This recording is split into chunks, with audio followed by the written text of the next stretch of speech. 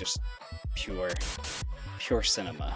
And I think there's a lot that Ralph is bringing to the table. This movie did not need to add that scene, but taking the time to add that scene is what elevates this movie to the status that it has. Welcome back, everybody, to another episode of Real Chums, where chatting about movies feels like hanging out with friends. I'm your host, Marcel, and with me, as always, is my co-host, Danny. This week we're discussing The Karate Kid, directed by John Avildsen, written by Robert Mark Kamen, and starring Ralph Macchio, Pat Morita, Elizabeth Shue, and William Zabka. In this episode, we'll dive into what makes The Karate Kid an all-time classic, analyze its timeless underdog story, and break down the performances, themes, and legacy of this iconic film. But before we roll the intro, if you enjoy what we do and want to support us, feel free to head over to realchums.com. That's REELCHUMS.com, where you can donate any amount to support us, whether that's $1, $50, $1 million, anything that you have left over. It really shows that support. We don't have any paywall, so you can head over to our YouTube, where you can see all of the content there, but any donation is much appreciated. Joining on the conversation, be sure to follow us on social at Real Chums, and subscribe to us on YouTube, where we do all sorts of other content. So with that being said, let's roll that intro.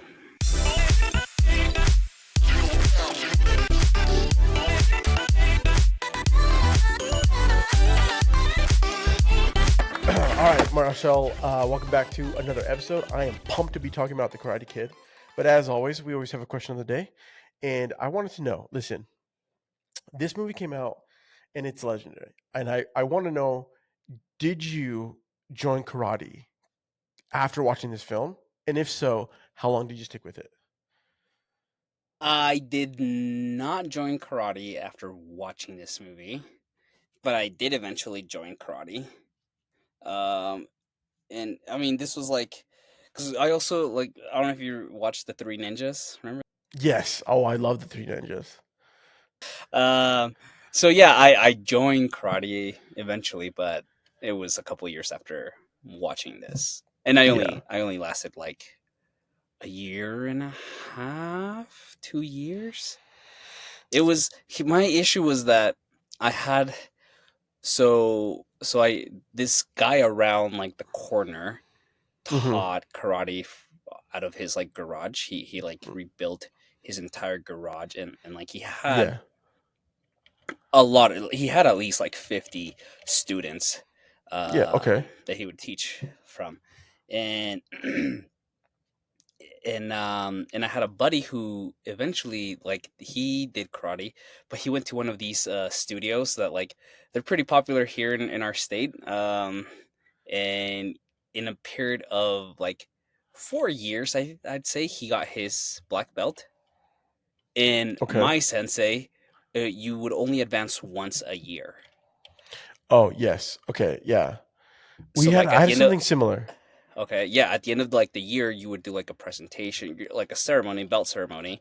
Okay, you would go through your routine, and then based on like how good it was, you would advance. So, but like it would take like 8 years. I don't know how many belts are there. 6? Let's see. I don't know.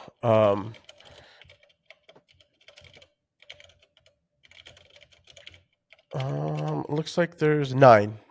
9. Yeah, so you would get your black belt after 9 years because you would only advance once a year. Whereas Yeah. my buddy went to this famous karate studio, chain studio, and he got his in like a period of like I want to say like 3.5, 4 years. So I have the time. Yeah. So I was like, nah, forget this, dude. So I only lasted like a year and a half, 2 years, if that. But I have a funny story about the not. It's not a funny story. I have a side story about the sensei. I'll tell you offline because it might be inappropriate. It is inappropriate, actually. Well, I'm excited to hear that story. No, yeah, I remember watching Karate Kid, and it was, like, legendary. And for me, it was, I wanted to join karate, and it was similar. Like, there wasn't a lot of great dojos, so there's a lot of people who kind of, it felt like It was just like a chain dojo, um, and it was okay. Like it was there, but it wasn't great. And I don't know. I don't remember if it was just because like my mom didn't want to pay for it, or like there's probably other stuff that was going on at the time, and I probably maybe didn't show as much interest as I wanted to, or as that my mom wanted, was hoping for me. Yeah. Um, and so I didn't get to do it, but it was always just one of those things. Like every time I see a dojo, I just think about Karate Kid, like, and I'm excited to be talking about this film because this film is amazing. This is a film that is just so it's like iconic. I think I think that this. I guess we're just gonna hop. We're just getting in here, okay? Let's do it. Um, I think for me, so like this movie, obviously my mom watched this in theater, so she had a connection to it, and she really liked it. And then as I was getting older, obviously my name's Daniel, and so Daniel's son, like you get to that age where parents start introducing this film to their kids, and so like the Karate Kid had kind of, I think, uh, you know, had a bit of a resurgence later on in my childhood. And so Mm-hmm. Daniel's son was like something that people would always say, and like I'm always hopping around with my crane stance, and like wishing I was doing freaking waxing off, and waxing on all my stuff, and I think that this film specifically is a wonderful example of like how much like this movie subconsciously impacted my desire to want to be a filmmaker, without a doubt. Oh, okay. All right. Like I think that just the overall, like everything all about it, just I made me love movies is what it comes down to. Is like just the heart that comes from this film, the growth from you know Daniel LaRusso, and honestly Mr. Miyagi. I think at the end Yeah. of the day, the growth that we see in Mr. Miyagi is really what like really connects us to this film, and so I'm so pumped to be watching it. I like talking about it. So I wanted to know what's your connection? What's your background with this film? Is there like any other special connection that that you have? Yeah, I mean, this movie was always playing, right? And so like it was Yes. always on cable TV. And I would, if it was on, I would most likely be watching it, or else I'd be watching like a game, and then or during commercial breaks I'd go back to like the Karate Kid. Like it was just, it was always on, and like I would always watch it. Um but I think no, I watched this first before Rocky, and John, the director, right? He directed Rocky 1 and Right. Rocky 5 4. 4. 4 or 5? No, it was Mm, 5. Rocky 5. yeah. And so like, and longtime listeners and you, Danny, know like I love Rocky. Like that is my franchise. Um Yes.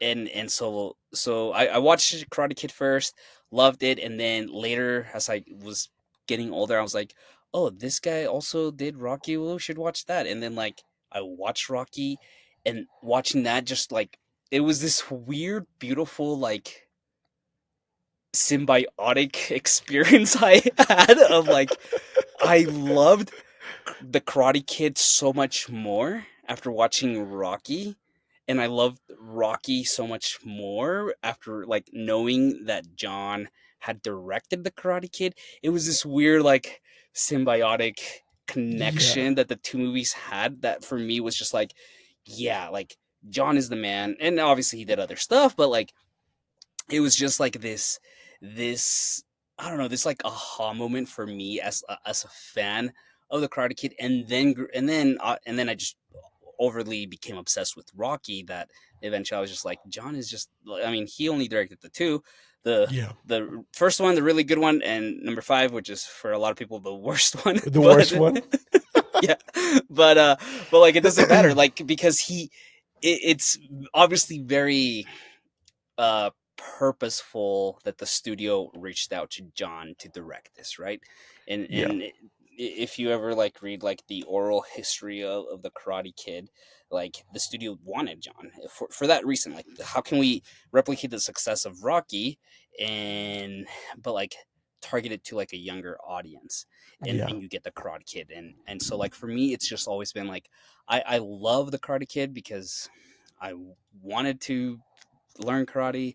The story's great, but then I think as I kept getting older and just knowing the connection of John being the director for both Rocky and this, I just was like, this is just pure pure cinema for me. Yeah. I just love this movie. And I think this is like the first time I revisit this in probably like 10 years. I think last time I watched it was like after the Jackie Chan Karate Kid. Yeah, I think Um the same. and so like this is the first time I rewatch it, and more so with like a critical eye. And let me just tell you, dude, I just love this movie so much. And now I'm worried about the new one coming out in a couple months. Uh, I, Really? I I am. I just Why are there. you worried? I think they. I mean, obviously, you don't have um Robert Kamen, the writer, coming back to do anything with this. You don't have any of the people. I have you've seen a couple seasons of Cobra Kai, right? Yes, I hear incredible things, and I think just it's great. watching Karate Kid this time around, I've added it to my docket, and I'm gonna binge it over the next Yeah, month. Um, but none of the people from that show, at least right. producers, writers, are coming back to this new. What's the new movie called? Legends. Karate Kid Legends. And so I am worried about that. The writer for for that movie just, I don't know. I haven't seen anything he's written. Director, I haven't seen any of his stuff, but I know like he's had a couple like good indie films that people have that were critically received well. So, but I think that's what it is. I think I'm just kind of worried because there is there is some themes that we're gonna discuss that are really powerful in this movie that I think the Jackie Chan missed the mark on, and I'm really concerned that this next one, Legends, might also miss the mark. But Interesting. yeah, You know, yeah, okay, well, I think we should start there, dude. Because I'm like, okay, well, no, let's talk about this film. Okay, let's talk about the beauty of the cinematography and of the overall editing of this film. Okay, this is one of those films that you watch back in the day, and it reminds me of two things. We've gotten technology so the what I have in my camera and in with our phone, we've gotten so spoiled hmm, with the ability to get shallow depth of field, making it quote unquote cinematic, yeah, and this the ability to have shoot in lower light, uh, and being able to like and not caring about like having even audio equipment being so good that like sometimes we want a more quote unquote natural feel. And I think that watching these older movies just reminds me like freak stop the your when I say stop I mean you when you're shooting a film you're shooting like f1 point, you know, if you're like Zack Snyder and you're shooting an f1.2, which is very very shallow depth of field, meaning like only my eyelash and this part of my eyeballs in focus, and then the rest of it's like almost blurred out of oblivion. Um, to or like a 2.8 even to bring that bad boy to like an f6, even out, make let me see the whole freaking background. It just reminds me of like Spielberg and how much he puts in focus in these films. There was not once that I like there were not moments in this film that I'm like, oh, I wish they had a shallower depth of field. That would have made yeah. this even better. Every shot, I don't care. Like they had shots in here that were just beautiful. You screenshot the scene where he starts training him how to punch. That shot is Oh, at like so an good. F11, bro. It's everything's crisp. Everything's in focus. It's a beautiful shot, and I love that you mentioned that because I think yes, we have these tools, you know, like even on our iPhone, like you mentioned, to make things cinematic. But like it's the ability to like go back and forth in this movie because James Crab, I think is how you pronounce his last name, but he's the cinematographer on this. And he was also the cinematographer on the first Rocky. Yeah. And they're like even the first Rocky, like you start off in this like amateur match that Rocky's in, and it's just dark, and then like we just like slowly zoom out for like a period of like 2 minutes. We're just watching Rocky and his opponent fighting, and like it's just we start up in such a close up, and then slowly zoom out for like a minute and a half, 2 minutes of this introduction to the character. But and that movie, along with the Karate Kid, there's so many times where you have these like close ups, these like very close Intimate shots and moments. intimate moments where we're seeing um Daniel San and Mr. Miyagi like really becoming vulnerable, and iconic, the scene with, excuse me, when Mr. Miyagi celebrating his anniversary. Like Yeah. there's something really awesome about any time, and I think these were some of my favorite moments this time around, was when Mr. Miyagi's in his house and Daniel's coming into the house, right? There's the one where he's practicing with the chopsticks, Yeah. and it's just Mr. Miyagi on the left, and we see Daniel coming in, and he just sits down quietly and interacts, right? Whereas in this other case, in that scene, it's, and I love the decision that they could have done it like that as well. Have Mr. Miyagi here, Daniel comes in, and they're both on scene. But it's not. We have our back against Mr. Miyagi at first, and he's talking. Daniel comes off from the side rather than from straight across, and it's just, it creates this feeling of uneasiness and of concern, because then we learn about Mr. Miyagi and his background, right? And it's just these moments, again, the close-ups, the intimacy, but then you have those shots like you mentioned where, or even when Mr. Miyagi's practicing the flying crane kick, right? Like he's off in the distance, the lighting is perfect, and it's just the wide angle, and it's just, oh, I love these moments that the movie does. Like this movie didn't need to be this good, and it is. It's That's, I think, so good. It holds up amazingly. You know what this you know the sequence, because I think you're 100%. Those moments are so intimate. They're so special. yeah. They connect you to those characters. But I think to me, some of the moments that caught me by surprise are some of the moments between, you know, Daniel and Sue. What's the Allie, girl's name? Allie with an Allie. eye. Yeah, Ali with an eye. Like I think the beach scene at the very beginning, to me, Yeah. I you know like you're not. It's you're not. The shots aren't like over. Like today we would call them quote unquote cinematic, right? Like Yeah. this is why people, a lot of film, a lot of you, there's like a group of filmmakers who um and creators nowadays that like hate that word, because people think that cinematic is you just have the lowest aperture, meaning you can blow out the background and capture this depth of field and separation. that Hmm. that this movie is a testament to say that no, cinematic is to use the tools to leverage the story, to tell the story. Do you need to isolate your subject to focus in directly on what they're doing, right? There the fact that um in that what people don't understand is like the lighting, that the fact that they shot at night, they probably have huge A lights behind them lighting that night scene, um super with a whole bunch of stuff to get even the right exposure that they're trying to get at the level that they need to be doing. Like to me, to get that level of quality, they are pumping a ton of light into that area. I'm talking generators, I'm talking big A, like football arena style lights that they've set up just to get the right lighting setup that they need for that night scene when we get first introduced into um, the characters of to Ali with an eye and the um, John Kreese and his crew of like miscreants of the Cobra Kai dojo. Like these are the things that like to me solidifies this movie as a top tier, not only story and film, but a wonderful lesson in story, in cinematography, and in filmmaking.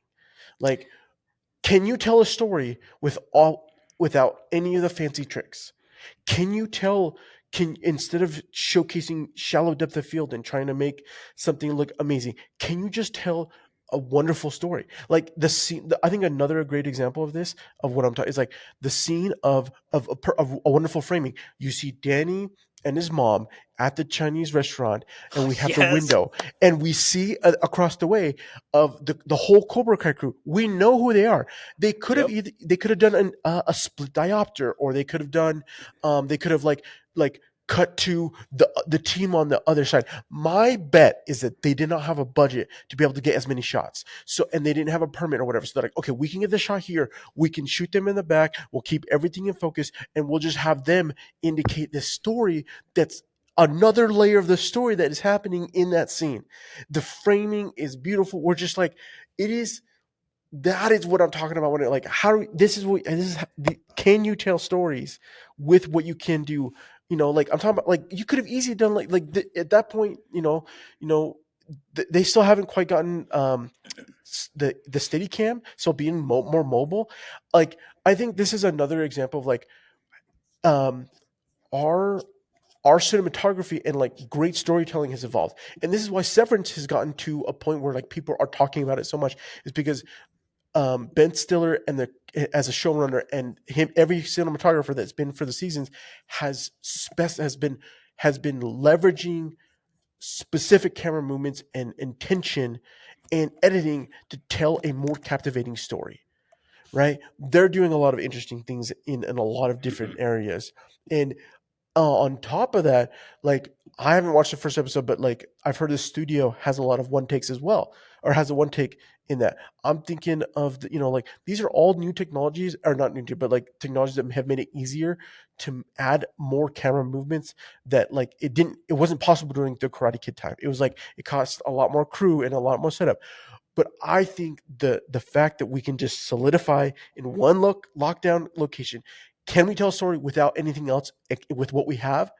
And if you can do that, okay, what's the next step? Can I tell Yeah. it better with something else, with a camera movement? Do we cut to the exterior scene and move to another angle? Do we need to do that? Can we keep this? It's just that is and I think your example of Danny coming down to as Mr. Miyagi is trying to capture the fly, right? How bigger of an impact does that have as we watch him again trying to capture the fly, and then Danny comes in, let me try, and catches that one freaking in the first try, in the second try or whatever. Beginner's luck. Yeah, no, I love that you bring that up because, and it's funny because in my notes, I think that was one of like the three, four scenes that stood out to me was that they're at the diner, right? And then you have in the distance, centered, the the Cobra Kai crew. And I wish I had taken time, and I should have done this, but I wish I had taken time to actually looked up the screenplay because I would have loved to see what stage direction it would have said in the Oh, screenplay, because interesting. I had the same thought that you had. It was like maybe they just didn't have enough budget, time, resources, whatever, to do that. Because yes, I, as an amateur filmmaker, wannabe, would have definitely done the whole like we have Danny and Mom talking, and I want to create a sense of chaos. So maybe I'll cut to them talking and be like, "Look, I see Danny, I see you over there," and then like them kind of plotting. Cut back to Danny and Mom chatting it up. Cut back to them, and that's how I would have played it out, right? Or even going back to that scene where he's learning to finally punch, and the camera's It's on pushing 6, it's out, wide. yeah, that wide, and then we get that beautiful shot, right? I also would have probably approached that as a let's get different shots of Danny like punching, like really focusing on his form, on Mr. Miyagi, maybe like having that banter that they have, right, going back and forth, and maybe doing a shot here and maybe over the shoulder and just kind of getting more intimate like that. But no, it's that decision to just like let it stay there and let us uh be an observer of these intimate moments, whether that be Danny and his mom, and we see the Cobra Kai team, across the distance, whether it be here as he's learning how to punch, and Mr. Miyagi, and we're just kind of panning out. Like I think, and it adds to the tone of the movie. And again, Yeah. like it's a different. it's a different era. Again, this movie's what, 40 years old. It's a different era, it's a different type of filmmaking. But like, one of the issues that I did have with the Jackie Chan one is that we do the tone changes often. It tries to mimic what John and team did here, but then it quickly cuts to those like super fast cut edits that I'm just explaining right now that I would probably do if I was a director of this movie. So And I and think it and I think that's a huge difference, and I love how it sets the tone for this version. you know what? I'm thinking about it as you were speaking. I think it's because of film. It's probably because of cost of film. They didn't have enough roles to do takes, right? It's so easy for us to be able to do takes now. Mhm. Okay, let's roll it again. Let's switch it over here. Let's get a couple takes over there in this cover. We have the ability to do coverage, right? I'm realizing how few coverage, how much like change of like shots we don't have in a Yeah. lot of sequences, right? There is not a lot of like cutaways or even like over the shoulder shots. Like they are in it's the you set up the shot, they're coming in a frame, they just hold the shot there, and the like this the two shot, right? Like they're holding on the two shot. They're not crossing over. They're not doing anything else. And that's my guess is like they probably, they realize that, we need to run in this budget, and this is all with the film that we could do and operate under. Like because of the fact that like I'm so used to not having that problem, but that's probably what it was. There might have been some other nuances. Maybe John just doesn't want to do that. But I mean, like you think about Rocky, he's running with Rocky. Like Yeah. Yeah. there's a lot more movement. There's stuff. So like, I don't think that's the case. I think these are deliberate decisions Yeah. overall that they're making.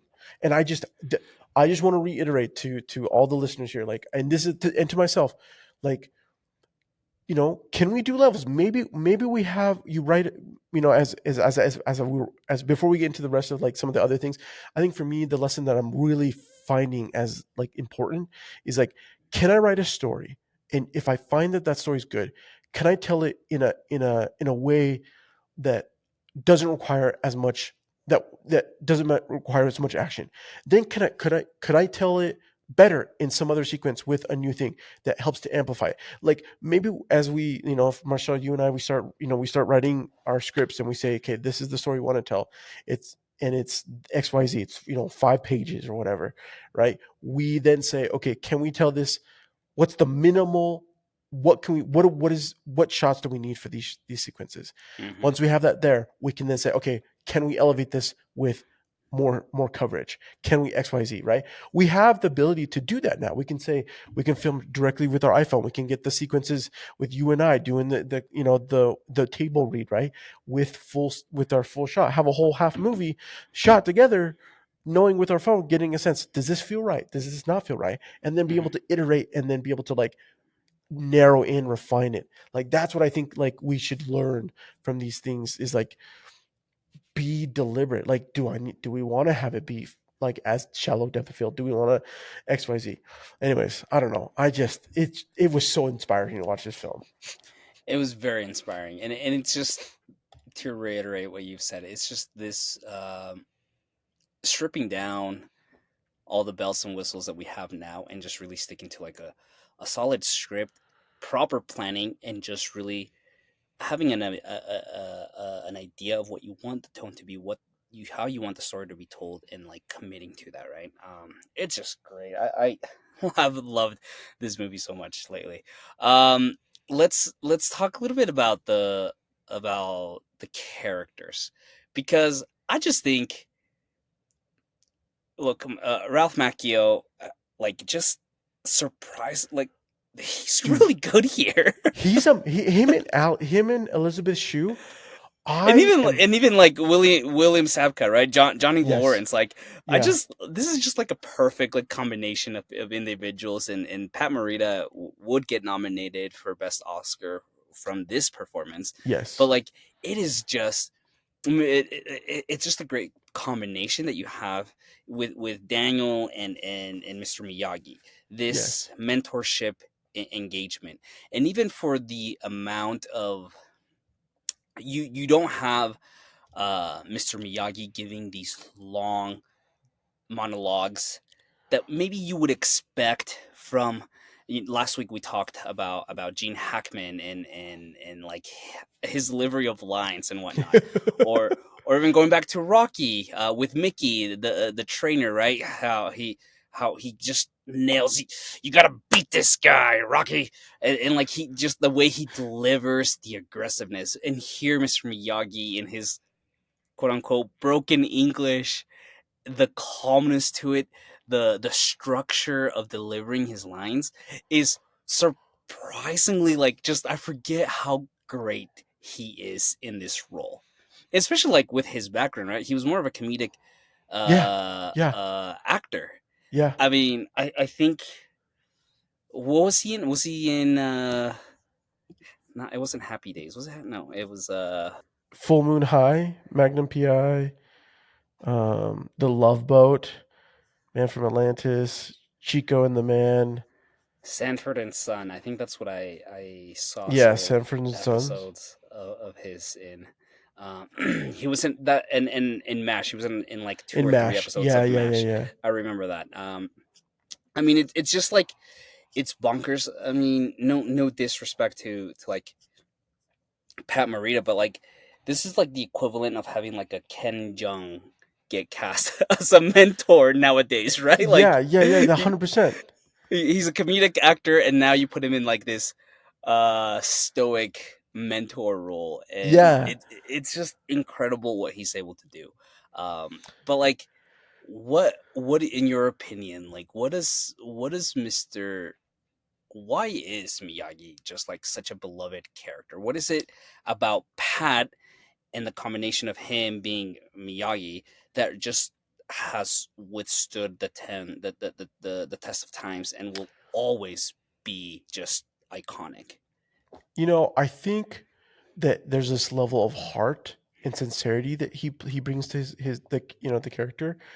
I think the other thing is that him and Ralph and Pat had some chemistry that Mhm. the filmmakers, that John and team like found that they could see that spark too. And I think there's a lot that Ralph is bringing to the table that I want to bring up because um, I think that Mr. Miyagi's performance, his sincerity, comes from off camera chemistry that the two had as they were like rehearsing.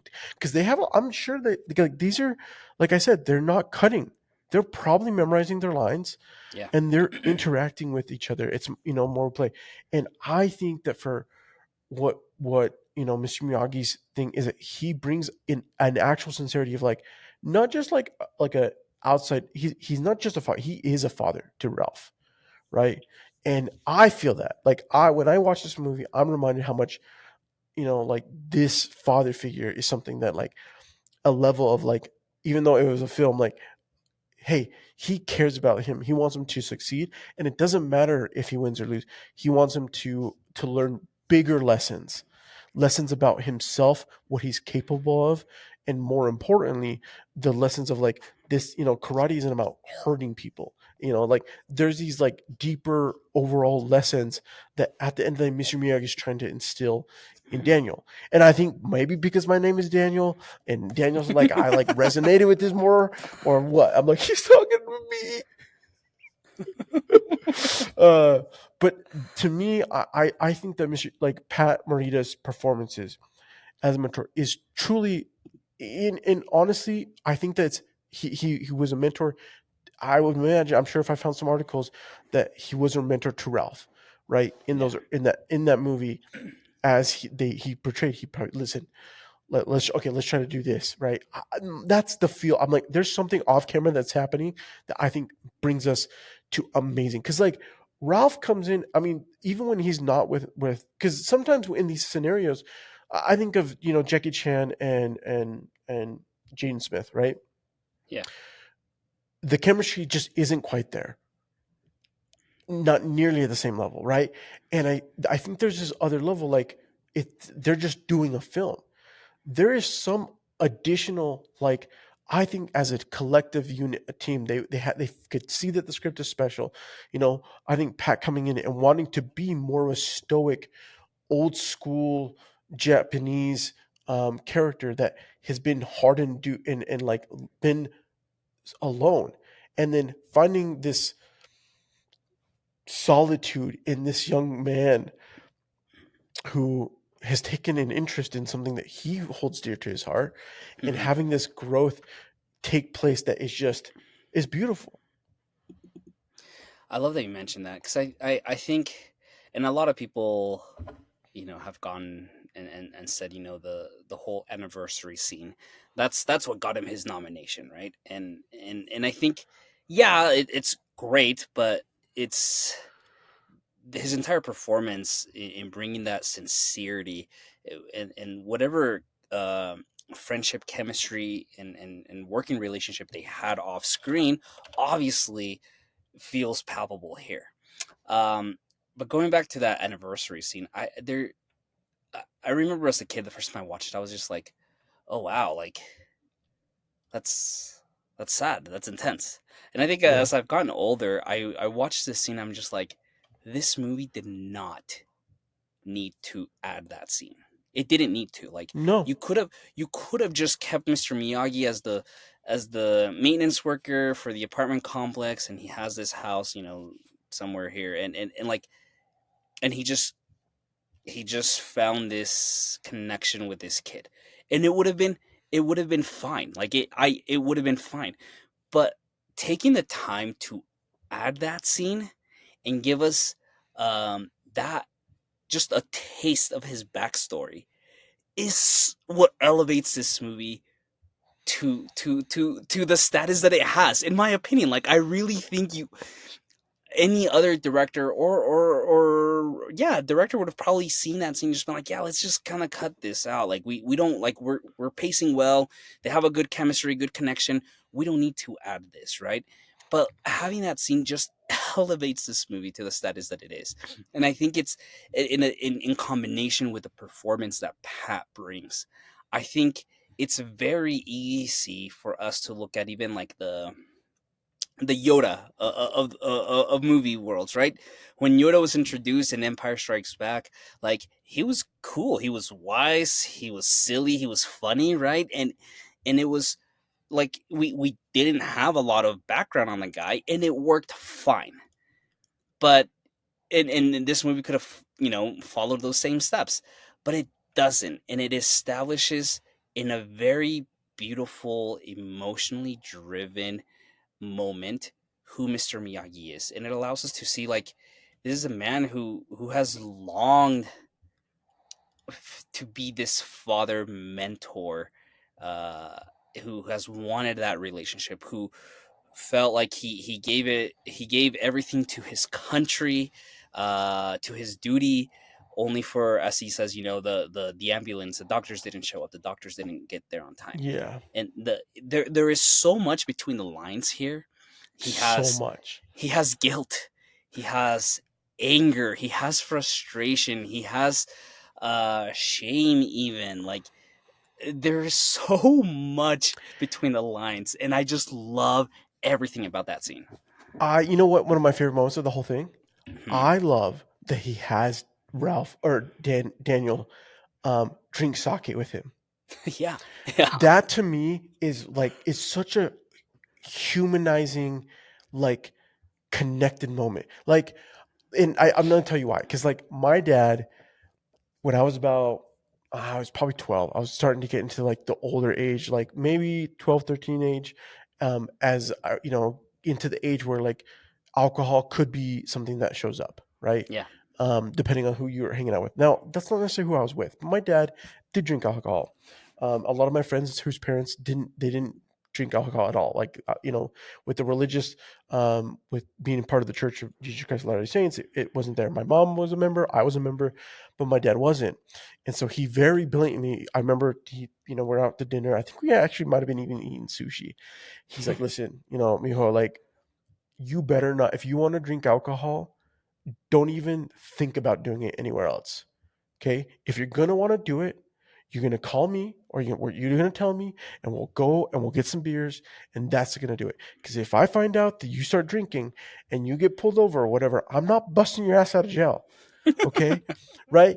But this level of like relation, that like fatherhood sort of like thing, right? Now Mr. Miyagi has had a couple of drinks. He's reminiscing about his love, and he's wearing his uniform. Yeah. These are all details that don't matter about the camera or the shell of the film. This is character design. This is uh, costuming. Why costuming is important. How that influences the character that's being portrayed. Right. These are these small little things that help to elevate the delivery of such a powerful moment.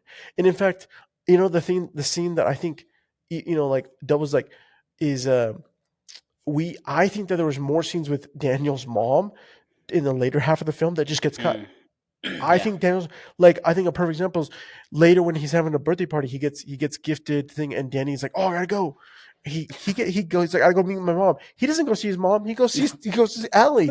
Well, Yeah. his mom is pissed easily, or did he go see his mom and now he's out to go see Allie? It doesn't matter, because at the end of the day, he just got the biggest gift that he could ever ask for as like as a young 16-year-old kid, right? Like being able to get his own license is a car. The thing that this status class of like of freedom, of being able to like Yeah. do something for himself and like, win over the girl, right? Not necessarily that is what it's going for, but like this this thing that is for so many of us a moment of like the next stage of your life. Like the moment you get a car means freedom to go get a job, to communicate, to travel with your friends in a more private and one-on-one setting that you're not doing with your parents, right? Yeah. And we get that juxtaposition that we have, the build up and then the payoff after that. So it's just, I don't know, it's just truly this film, man. I cannot think about it enough about why this movie is so amazing. You brought up the mom, right? Because I do love the interactions that he has with his mom. Me too. Like it actually, like they play off of each other really well. They do. And there's the scene where after he gets beat up Oh, dude, after, yes. right? This it's the second time Is it the he second he gets time? And off the bike. This is before Mr. Miyagi decides to commit. He's pushed off the bike with there, and yes. he's upset with his mom. And he's like, I just want to go home. Yeah. Like I think that's one of my favorite monologues in the whole movie, because it is very like, it's very sincere, and like and it's so full of like interaction, or of information, right? He expresses his frustration about living here, and where she's like, "Look, like, what do you want me to do? Like, I have to move here. We have to move here for a better life, better opportunity, whatever that is." And like he goes back and forth, like, you didn't even ask me if I like how I felt about moving here. And That it's and it line, Yeah, and it's just great because the I don't know if you tracked it, but like he gets there, he chucks the bike into the dumpster, right? And then from what I remember, the mom comes into the shot, and then we just track them as yes, he's coming towards her, and then we just follow them, and again they have this interaction. We don't cut at all, and then like it follows them. They talk for a good 10-15 seconds, and then they walk away towards the pool, and then the camera just stays locked tracking them, and then it slowly just pans to the left, and then Mr. Miyagi's listening. Oh, so good. It is so good. I just love everything from the monologue, the acting, and then just the camera movement.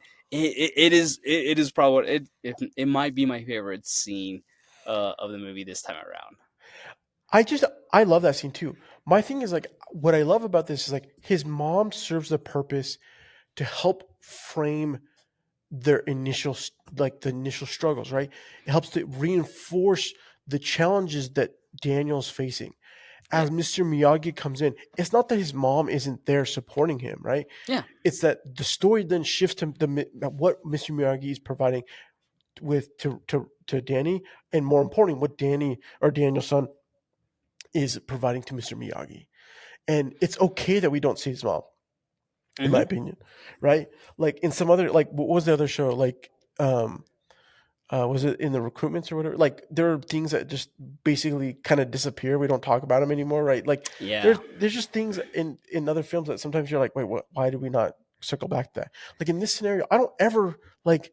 It's only because we've been doing this podcast that I'm like I've been thinking about like, well, why didn't they cut the moms? Like at the end of the day, it doesn't matter. Even if we cut his mom, like that scene did not matter. What mattered is the growth that he had with Mr. Miyagi, and what means for Daniel and his now new life, right? If you take time to establish your character's motivations and decisions, stuff like this does not matter, right? We look back at last week's episode, The Replacements, and it was just like, and especially like comparing it to this now, and just like, I what is know. going on? What is going on with The Replacements, right? Like there's so much that's left up in the air. Like we're not quite really sure why characters are making certain decisions that they are. Whereas here it's very clear, and that's because the movie takes time to flesh that out and tell us the reason why. Um, I wanna touch on Johnny Lawrence, dude. What, like, an iconic '80s villain. Like Dude. this, just so good. From like his the first time he shows up, how he breaks the radio, he's kind of a dick, and then just everything else that happens in the movie, like just an iconic '80s villain. And I just love everything he plays this really well. Like, so he wasn't a karate, he hadn't taken karate before this. He After this movie, he eventually did and got some degree black belt. And we see more of him doing that in Cobra Kai. But like the athleticism that he has, the athleticism of all of everyone that's doing karate in this movie is just surprisingly really good. Yes. And I think like some of like the fighting um scenes, it's not that they don't hold up, but again, different time, different era. But like, especially in the tournament, like some of the extras as they're doing their competitions, I'm just like, these like, this is really good. Like, these guys are They put the really work good. in.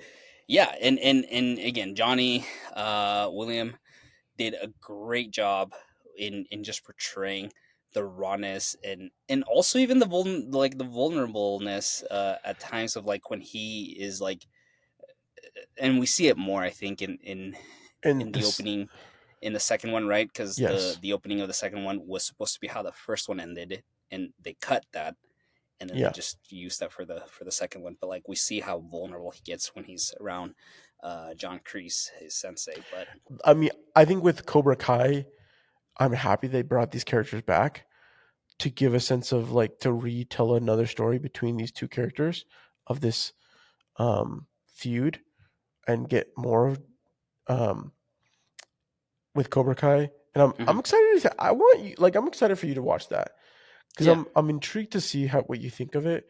Um Again, I haven't watched the last little bit. I need to. So I'll probably end up maybe I'll rewatch it before the end part. Um, I I think that William does such a great job being more of a villain. They don't have as many lines, but I think the fact that he is it's it it feels genuine, right? Like the beef that he has. He has a girl. This other guy's encroaching on her. He's the new guy, and you know they start the beef, and there's always like in like high school is weird because like you always have somebody who might be your arch nemesis to some degree. Not like you're not fighting or necessarily, but there's always like someone who you're competing against, and sometimes they're even a friend of yours. Other times they're not. They're just people that like who for whatever reason want to pick on you, right? Yeah. And I don't know if you had that. Maybe you're just way too cool for me, Marcel. I had something like that in my high school for sure. Uh, and so I think that I don't know they nailed that dynamic. It's great. It's really good. And again, like William Sapka does an incredible job in bringing this character to life. Um, I want to talk. We did this with, and I think this is worthy, especially with sports movies. But like, what is your favorite line here? Because there are some There's good ones here, so right? many good ones.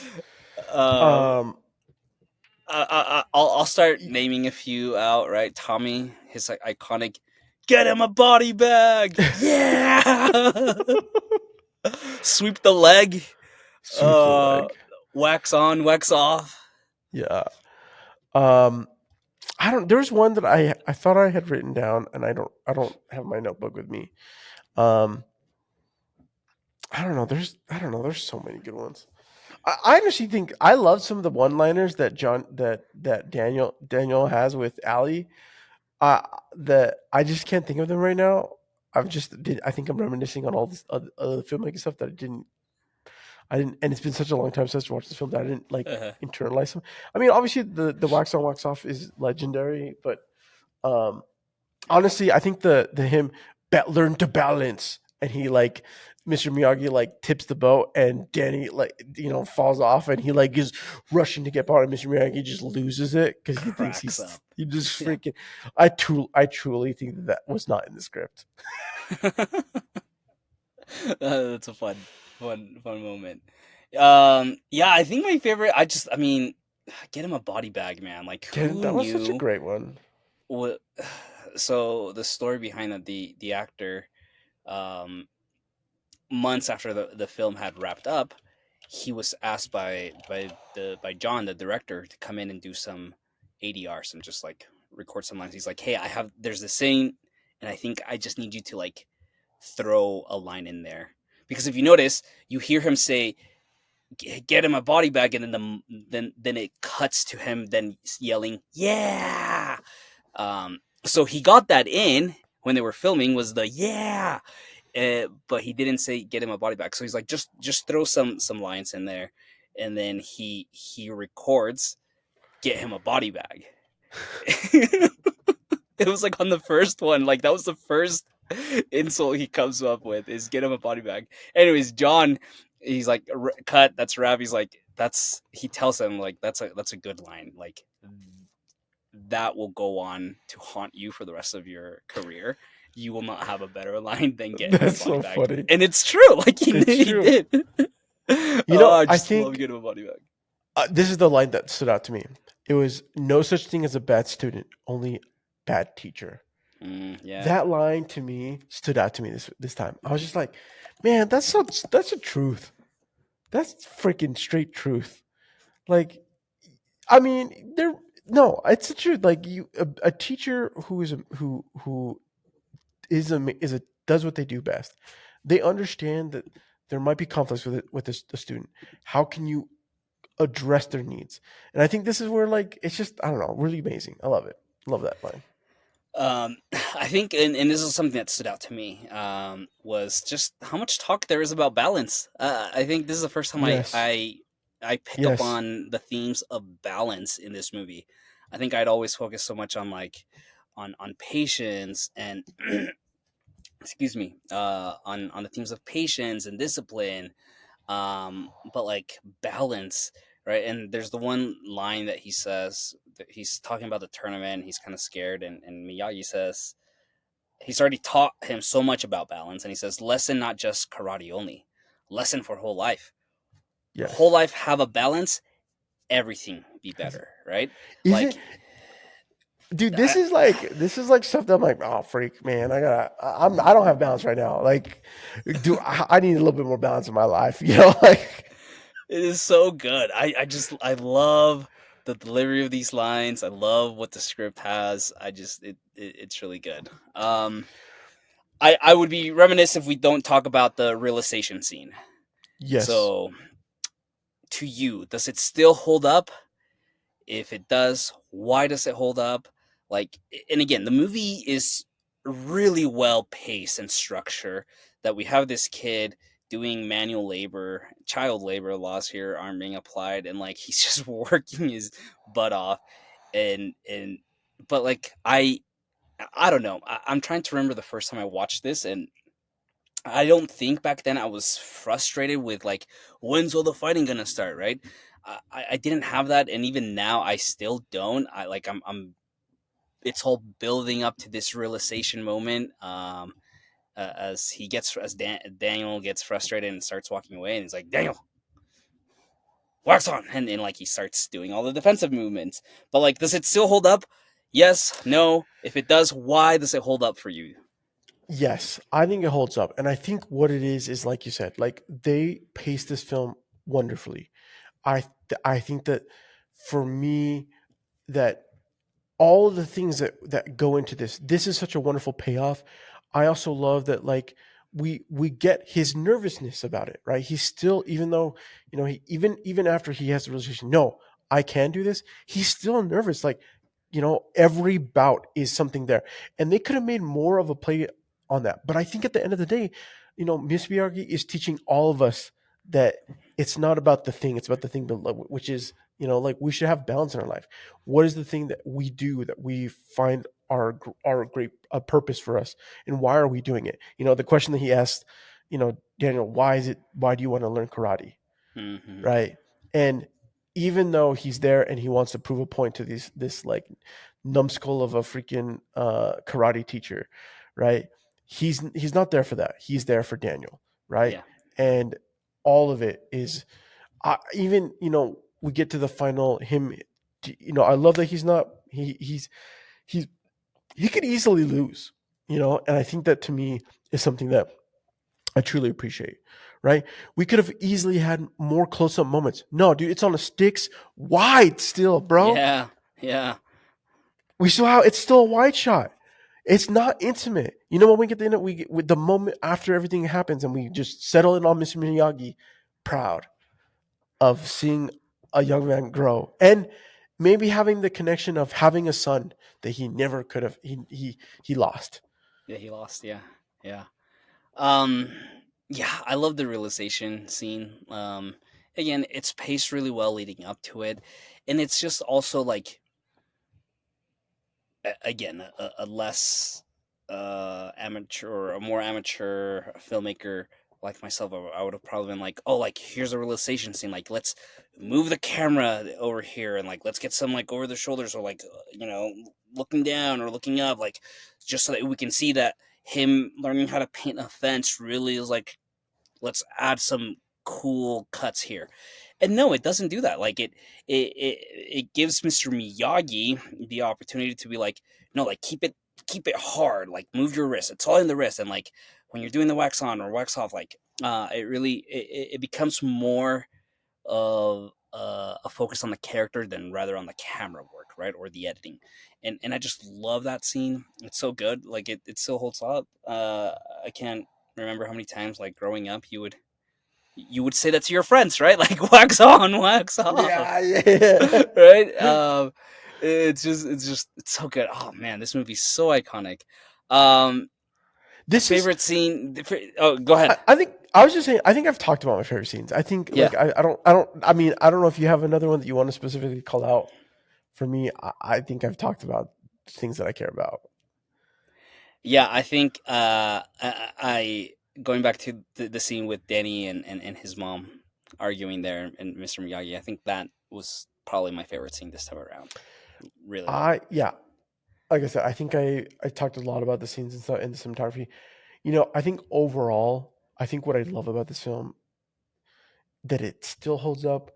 I think this is a top tier sports film. It does everything you want it to do, right? Yeah. Um, if whether it's sports films, like in a team sport, or this is more of an individual sport. Like, at the end of the day, what you want from a sports film is a film that helps make you want to be a better person, because sports are a physical challenge that ultimately is about mental challenges that we can overcome, right? Hmm. Like, the sports films are just all a metaphor for, like, how do we personally take on challenges. Yep. And this film freaking nails it up and knocks it out of the park every single time. That's how I wanted to end this episode. Look, last week the replacements didn't give me. It talked so much about heart, and it lacked the heart, right? um, but this is it. And even as we next week we're gonna be talking Billy Madison, we're gonna see that in the rest of our segment of sports movies.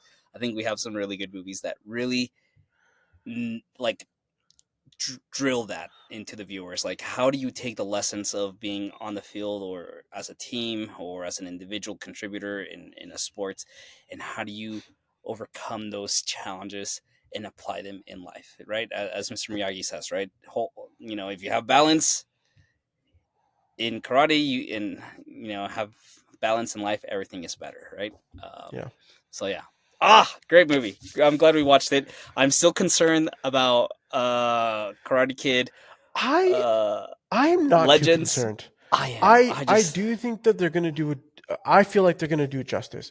I think I'm excited for it, and it still may not beat this. I mean, there's something to be said about this film and everything that went into making this film, but I still think that they could find a way to tell the heart of the story with more cuts and more of the action, and still tell the underdog story in a way that has advanced the characters, right? Yeah. It's a whole different game and a different perspective, right?